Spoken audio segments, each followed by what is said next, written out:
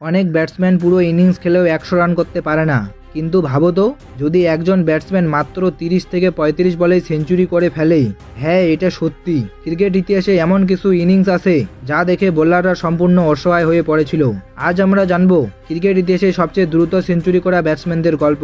আর ভিডিওর শেষের নামটা শুনলে তুমি সত্যিই অবাক হয়ে যাবে, কারণ 2026 বিশ্বকাপে একজন ব্যাটসম্যান এমন রেকর্ড করেছে যা পুরো ক্রিকেট বিশ্বকে অবাক করে দিয়েছে। তাই ভিডিওটা শেষ পর্যন্ত দেখো। যদি দ্রুত ব্যাটিংয়ের কথা আসে তাহলে প্রথমেই মনে পড়ে এবি ডি ভিলিয়ার্সের কথা।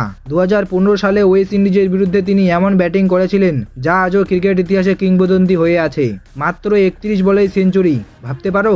মাত্র 31 বলেই 100 রান। সেই ইনিংসে তিনি মারেন 16টা ছক্কা, 9টা চার। স্টেডিয়ামে তখন প্রতিটি বলেই ছক্কার অপেক্ষা ছিল। এই ইনিংসটি এখনো ওডিআই ইতিহাসে দ্রুত সেঞ্চুরি। কিন্তু টি-20 ক্রিকেটে আরও বড় বিস্ফোরণ হয়েছে। কিন্তু এখন যে ব্যাটসম্যানের কথা বলবো, তিনি টি-20 ক্রিকেটে এমন ইনিংস খেলেছেন যা আজও কেউ ভুলতে পারেনি। টি-20 ক্রিকেটের সবচেয়ে ভয়ঙ্কর ব্যাটসম্যানদের একজন ক্রিস গেইল।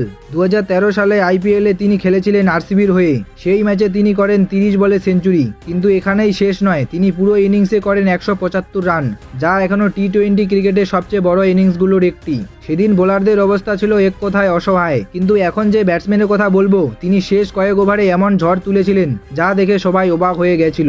দক্ষিণ আফ্রিকার মারাত্মক ব্যাটসম্যান ডেভিড মিলার। বাংলাদেশের বিরুদ্ধে এক ম্যাচে তিনি করেন 35 বলে সেঞ্চুরি। শেষ কয়েক ওভারে তিনি এমন ছক্কা মারছিলেন যেন প্রতিটি বলে স্টেডিয়ামের বাইরে যাবে। এই কারণে ক্রিকেট বিশ্ব তাকে বলে কিলার মিলার। কিন্তু এখন যে নামটা আসছে সেটা সবচেয়ে নতুন ইতিহাস, কারণ এই ব্যাটসম্যান বিশ্বকাপের মতো বড় মঞ্চে সবচেয়ে দ্রুত সেঞ্চুরি করেছে। 2026 সালের আইসিসি ম্যানস টি-20 ওয়ার্ল্ড কাপ 2026-এ নিউজিল্যান্ডের ওপেনার ফিন অ্যালেন ক্রিকেট ইতিহাসে নতুন ঝড় তুলেছেন। দক্ষিণ আফ্রিকার বিরুদ্ধে সেমিফাইনাল ম্যাচে তিনি করেন 33 বলে সেঞ্চুরি। তার ইনিংসে ছিল 10টা চার, 8টা ছক্কা, আর তার স্ট্রাইক রেট ছিল 300-রও বেশি। বিশ্বকাপের মতো বড় মঞ্চে এমন ইনিংস সত্যি অবিশ্বাস্য।